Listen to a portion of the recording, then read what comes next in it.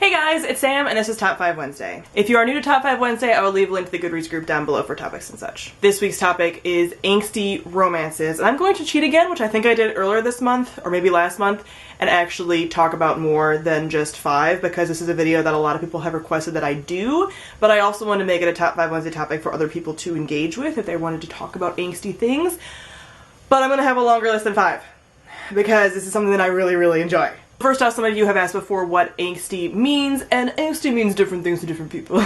But for me, angsty romance is kind of like the push and pull romance. It falls under like the hate to love tropes and the enemies to lovers tropes, and the almost feeling like both of them feel that their love is unrequited, but it's really not.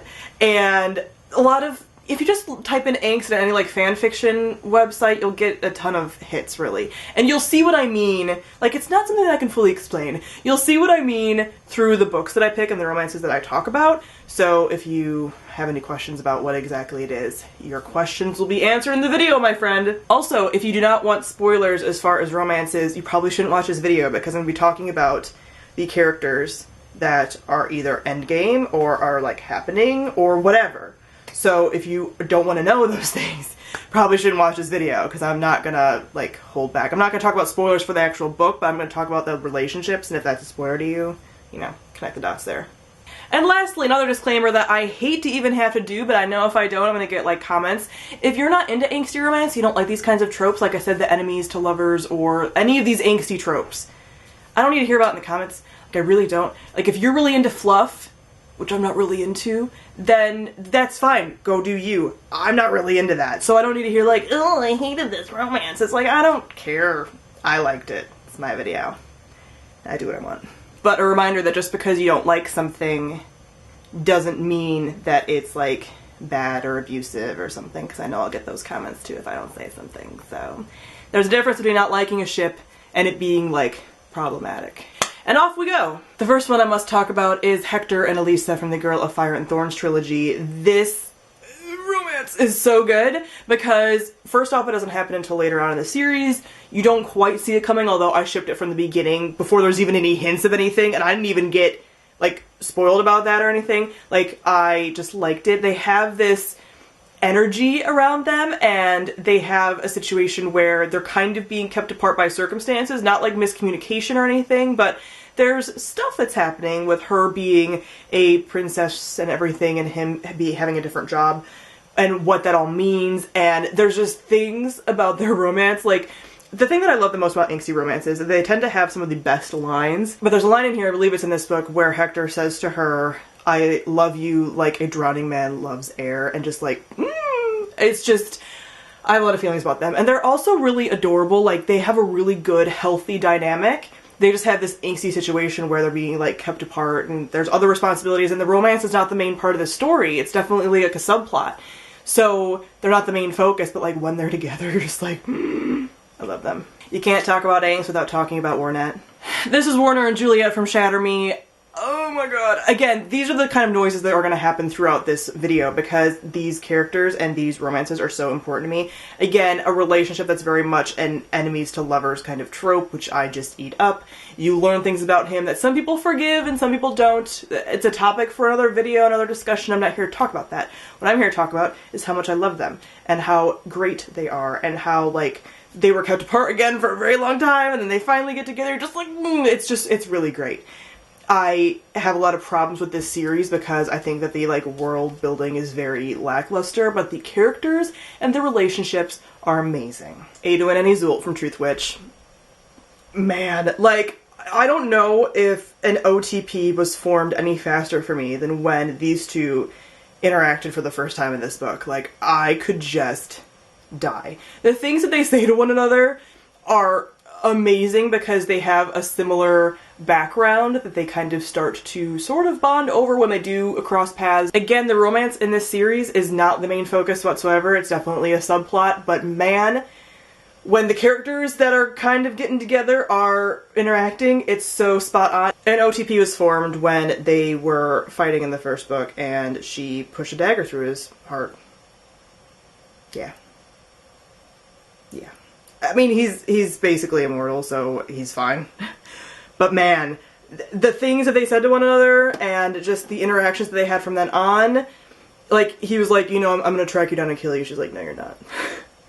Basically, she makes him weak, and that's one of my things. Like, I am very happy about that, and one of my tropes is, like, when the male character falls all over himself with the female character who's a badass and amazing, and he doesn't even know what to do with his life. So, this fits the bill. Karu and Akiva from the Daughter of Smoke and Bone trilogy. I've only read this first book so far as of the filming of this video, but man, is this angsty. And this is an angst that not everybody's going to like, but I did. I know some people have some problems with this romance or just feel like it's insta-love. I do not agree because of the things that are happening in here that make it not insta-love. But man, this, there's so many things. And this is very, I mean, this is the definition of angst. I mean, like, the pain, the physical pain that these characters are in because of the relationship with each other brings me physical pain. I mean, it's just so good. And the writing in here is obviously stunning because it's Laini Taylor, so that helps. But man, the way these characters are drawn to one another and the way that, like, their history with one another and all this stuff is just breathtaking. Let's go classics for a second and talk about Heathcliff and Catherine. Now, Wuthering Heights is not really a romance. I mean, it's not a romance. This is a tragedy. Okay? But the relationship in here is still a romantic relationship, even though it has a shit ton of problems. These characters are not good people. This relationship is incredibly toxic, but I still feel a lot of feelings about it. It's not a relationship that I aspire to or that I think anybody else should aspire to, but it's still an angsty relationship. I mean, Wuthering Heights pretty much is the definition of an angsty relationship, okay? With two, like, twisted, toxic characters, and not every angsty relationship is twisted and toxic. This one is. But man, I just love it. And it's dramatic. It's overly dramatic, okay? Like, the definition, these characters do stupid things just for the drama. Like, it's insane. There's one point where the female character goes running off into the moors, which is, you guys know what the moors are. I don't need to explain to you. And it's raining, and she's, like, just in her shift, I think, and she's gonna get, like, pneumonia. And she's running off and, like, no one can find her, and it's all just like, bleh. It's ridiculous, but I love it. Also, I've talked about this before when I talk about Wuthering Heights. I think it's still on Netflix, I'm not sure. There's a Wuthering Heights miniseries that is with Tom Hardy and his wife, and is the most over-the-top acting ever, but it's so good. It's so good. So if you like Wuthering Heights for its, like, over-the-top trashy nature at times, watch the miniseries. It's so good. Like, it gives me so many emotions, and I legitimately cry during it, because these characters are so fucked up. But I love them. I mean, this is an angsty romance. You can say anything you want about how toxic and, like, bad it is. It is, yeah. You don't want to date Heathcliff. You don't want to date Catherine. No. But man, the drama.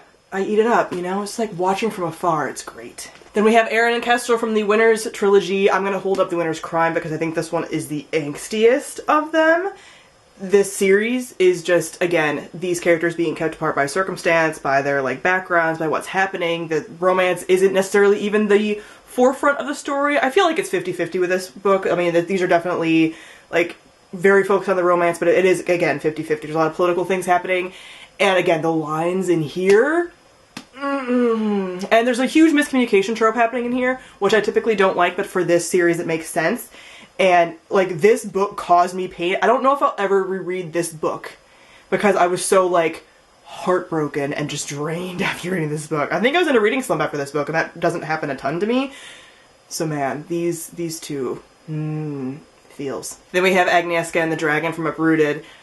I've talked about before how I would love to have fan fiction of them now, because the romance in this is like only 10% of the book. I mean, it's not really anything. But again, these are two characters who are very different, who are drawn to one another, who complement one another really well, but are also being, like, kept apart because of kind of circumstances, and they don't really know what they want and all this drama. And I love it. In this situation, I love it, and I think they really suit each other very well. Nothing else I can say about it. There's scenes where they literally make magic together. Like, this is all about magic, and it's kind of like an earth magic, and she's very much like an eccentric kind of nature magic user, and he's very analytical scientific, but then they come together and do stuff together magically. And it's so good. Like, it's so good. And I can't even explain to you that, like, those scenes, they aren't even romantic scenes. But, like, they give me a lot of feelings. Speaking of feelings, Kaz and Inej from Six of Crows. These two are my favorite couple of the series. I love all of the couples in the series, but these two are very angsty because they're two people who've been through a lot, who've been through traumatic situations separately, and Kaz is arguably, like, not a good person. I mean, it's not even arguably, he's not a good person.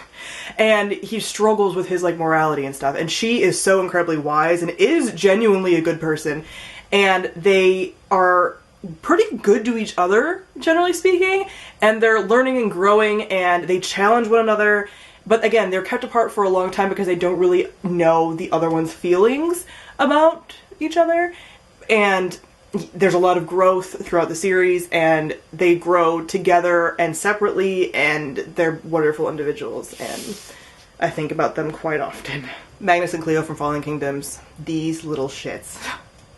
I mean, talk about a slow burn romance.